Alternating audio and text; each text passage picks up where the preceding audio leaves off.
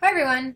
So as you work on your hypothesis test, after you figure out what the problem is trying to ask you to do, and you've extracted all the information you need from the problem, you've run through your calculations, you are confident that you've got the right equation, you've got your value that you need to compare, and now you needed to convert it to some kind of score that you can use to compare against your alpha value to see whether or not you can reject the null. When you're doing that, you're going to be using distribution tables for these particular statistical distributions. And if you've done everything right up to this point, it's really easy to get turned around in the tables and the comparisons. So in this video, I'm going to walk you through how to use a standard normal or a z-table to compare your values against your critical value. Now note that the standard normal or z-tables are a little bit different from the rest of the tables. For example, if you look at a t-table, you're going to have different critical values in the top as a header column. Make sure you're using the correct column to calculate your t-score so you have an accurate comparison. The z-score tables, you don't need to do that. But just be careful with the other tables. The chi-square tables are like this, the f tables are like this, and the t tables are like this. So make sure you're using the correct table for what you need to do. But standard normal is a good starting point because it gets you looking at a vast array of numbers like that. So tons of numbers. Which ones are the right ones? Well, you start off with your z-value.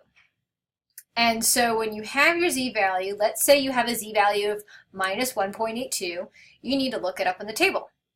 And the easiest way to do that, if you're electronic, is to draw a box around the correct thing. If you have a textbook and you don't want to write in the textbook, use a couple of pieces of paper.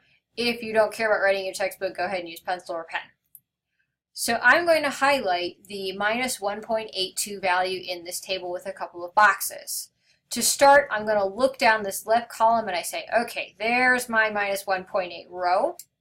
So that narrows me down to the row right here. And now I'm going to look across at the top row here, and my second value was 0.02.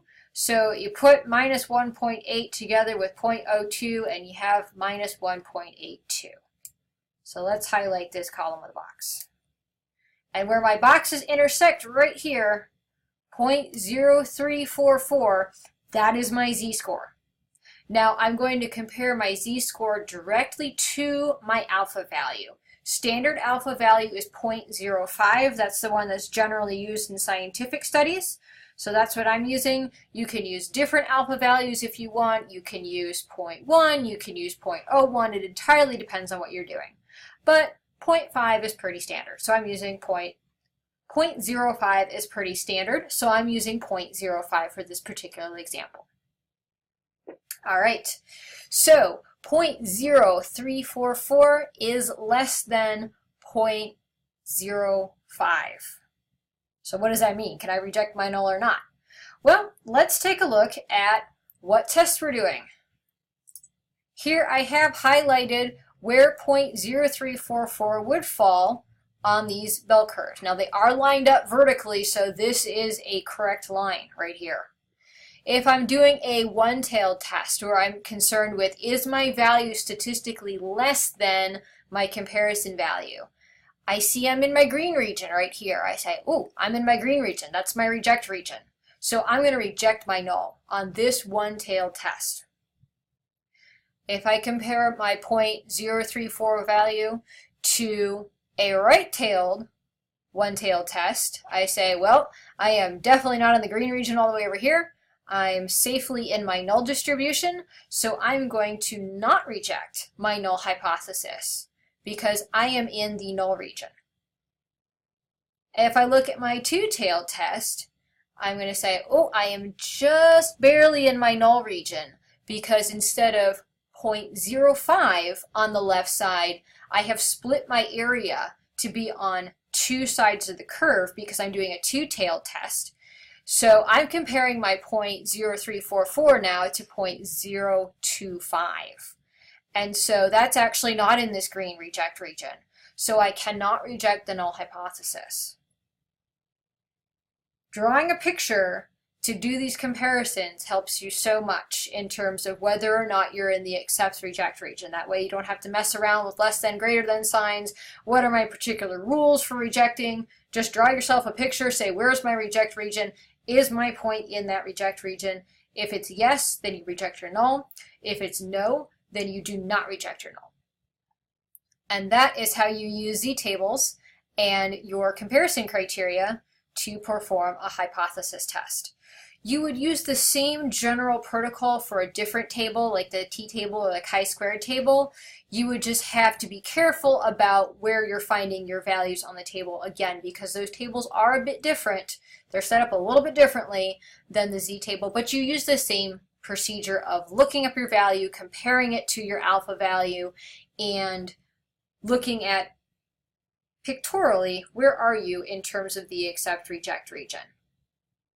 Now notice that I had to calculate my z-score from my z-value of minus 1.82.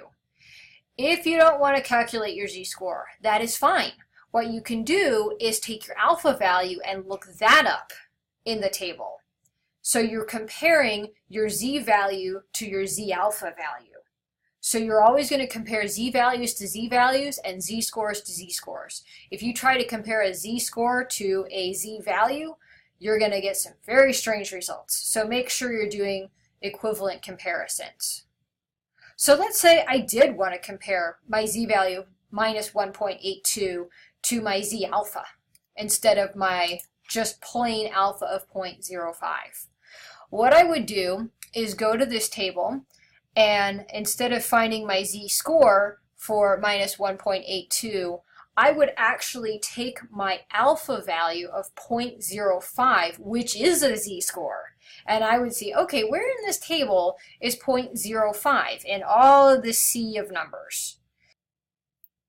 Well, if we look at the table, we can see 0.05 is right between these two numbers right here. So let's move our boxes so that we can see exactly where that is. Right between there, like that. So I'm going to set this right here so you can see the numbers, and you can see that for an alpha of 0.05, it's right between these two, literally. So my z value for an alpha of 0.05 would be minus 1.645. So if I take that and compare it to my z value of minus 1.82, I get the exact same results that if I use my z-scores. You can try that out with your normal curves and drawing those out. It'll come out exactly the same as if you calculate z-scores and compare them to your alpha value. I do advise you to get comfortable with calculating z-scores though, because it's not always possible to do the value comparison with other distributions. So if you're using the t distribution or the chi-squared distribution or the f distribution, you're going to have to look things up in that table. It gets very tricky to calculate the actual values from your alpha. My advice is to get comfortable with looking up those scores at a table because it'll work for every distribution you need to use, not just a z distribution.